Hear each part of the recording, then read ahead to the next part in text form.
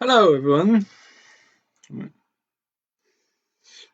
and welcome again. I'm here to talk today about Windows 7 is reaching its end of life soon, which basically, which if you're actually still using Windows 7, you'll likely have heard had your computer start telling you this and that you need to upgrade. The Windows Windows 7 was released in 2009. The mainstream support in terms of new features ended up in 2015, and at the start of next year, January 14, 2020, is the point where Windows 7 will officially reach end of life. So what that actually means specifically, because the operating system is still going to be usable, you can still have a computer running Windows 7. The operating system's not going to switch itself off and refuse to be used. What it means is that there will no longer be security updates for it.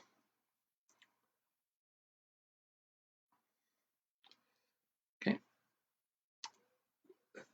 This follows a general pattern of keeping the operating system's version of Windows supported for approximately 10 years. Windows 8 will soon be reaching end of life 3 years afterwards, at the start of 2023.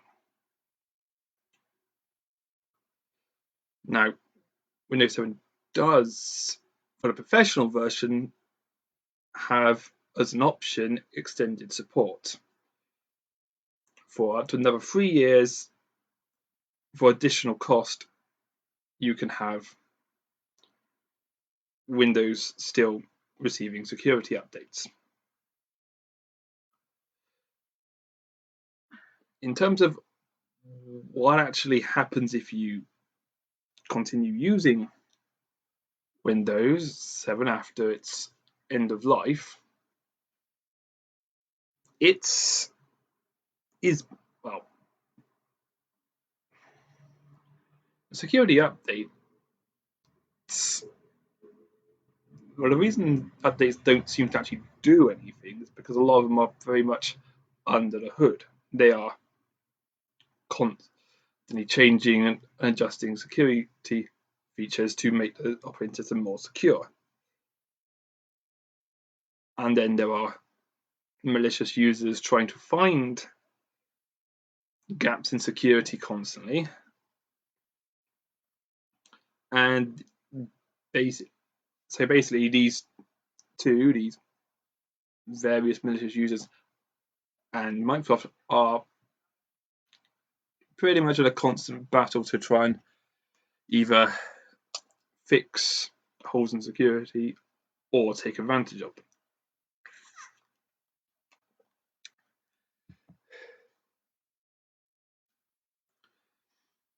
Which means if you keep using a operating system past the end of life, it will be progressively less and less safe as more security exploits are discovered that don't get patched out. Perhaps the most well-known example of this being a problem is the WannaCry incident,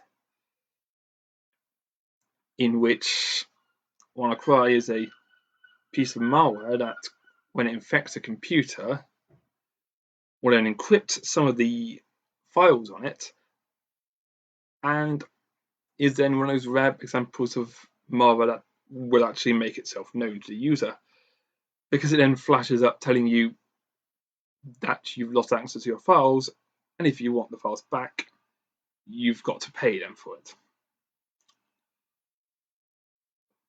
Now, what made the WannaCry example particularly bad was that it infected computers that are being used by the NHS. They had software on their computers that wasn't, and they didn't have the version for later operating systems, so they stuck with XP. And that caused problems when a lot of their important files then got encrypted.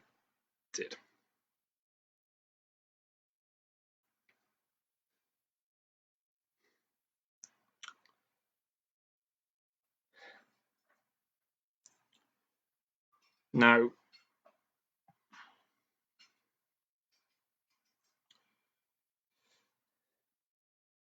of course, a lot of people don't really necessarily like changing to new operating systems. As soon as you get, once you get one operating system, you don't necessarily want to go getting the next one. However, in the case of Windows 10, Microsoft is quite keen to get people onto this one so they don't have to worry about security issues caused by outdated operating systems. A while back, Windows 7 and Windows 8 users were given the option of a free upgrade to Windows 10. That period has now gone. However, it doesn't necessarily actually mean that you can't get the upgrade if you want to, because interestingly enough, it's been found out that a lot of the time, if you're installing Windows 10 and when it asks for the product key, you specify the one you were using for Windows 7, it will still activate, and as though it had been a Windows 7 install that had then been upgraded to Windows 10. So that's quite useful.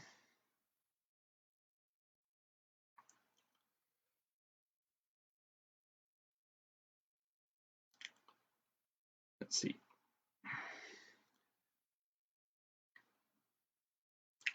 Because one feature a lot of people generally cite for not wanting to change to another operating system is because they like how the old one looks.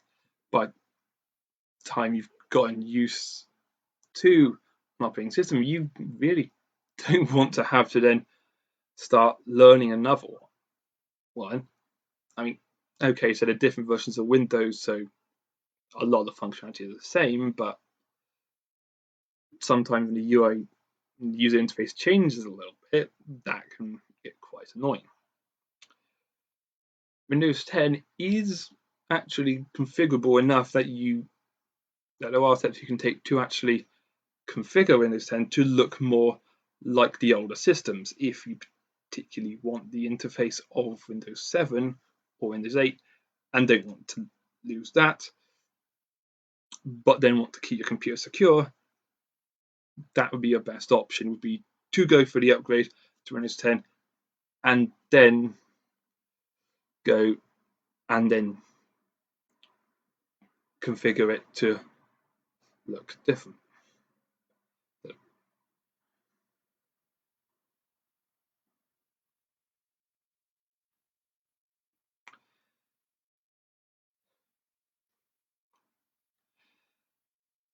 Of course, another reason people might not want to actually upgrade to Windows 10 is generally that feeling of, well, when's Windows 10 being discontinued? If I upgrade now, am I just going to have to get the next version on after that next year? Why don't I just wait for that one to come out? And the thing about that is that actually Windows 10 is actually intended to be the last separate version of Windows. I mean, they're going to keep updating and add new features, but it isn't going to be numerous new iterations in terms of as it went from like Windows 95, Windows 98, 2000. They're not doing that now. It's all versions from now on are versions of Windows 10. And now if you actually look up Windows 10 end of life, you will actually find some dates. So that might seem a bit confusing, but that is about the end of life of specific versions of Windows 10 are being discontinued, that people who have those versions are then expected to update to the next version of Windows 10.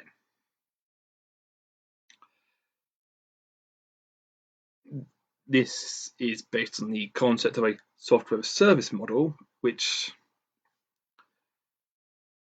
follows more in the footsteps of other operating systems, such as the Android operating system.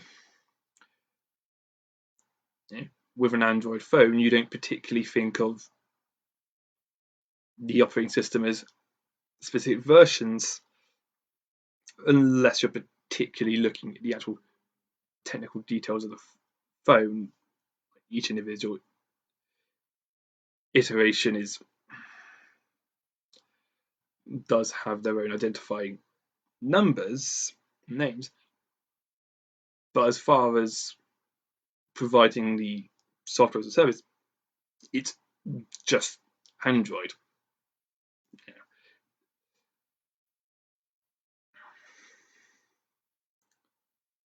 I mean, Windows did definitely work as a software product in the past, up to like Windows XP. It was very much a case of pushing out new versions of operating systems to get people to buy the new ones. But that kind of approach has proven less practical nowadays. The result has basically been that Windows XP is still very commonly used, even though, as I said, it's not getting security updates, which means again, that your computer is at risk. And again, risk is a key word there.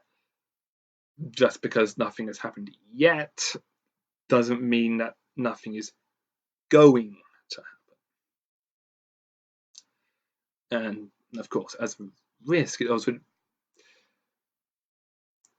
means there's no guarantee that something bad will happen if you use it. It's just a bit of a gamble and not really advised. I mean, Windows 7 again is still seeing quite a lot of use,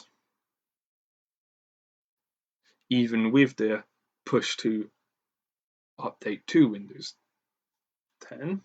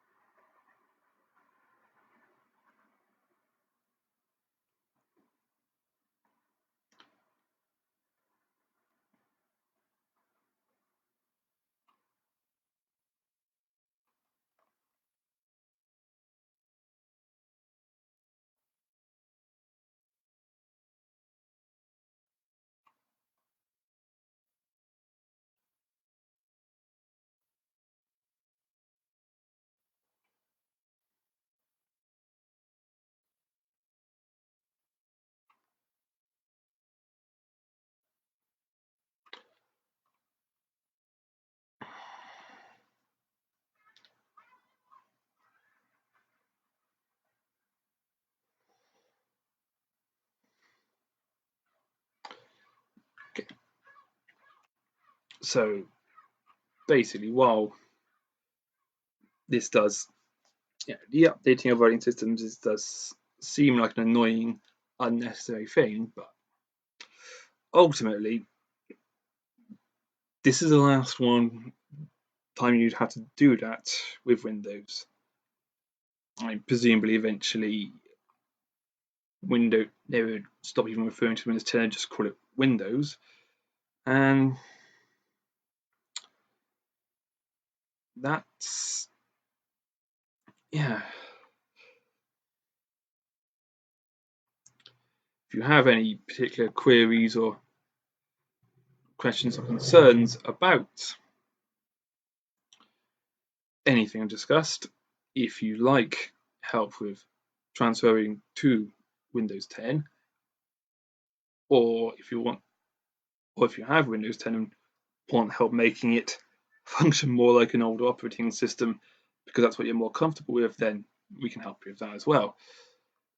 Any concerns or questions regarding this subject that I've not necessarily been covered here, feel free to contact us on our Facebook page. Okay. Bye. Yeah.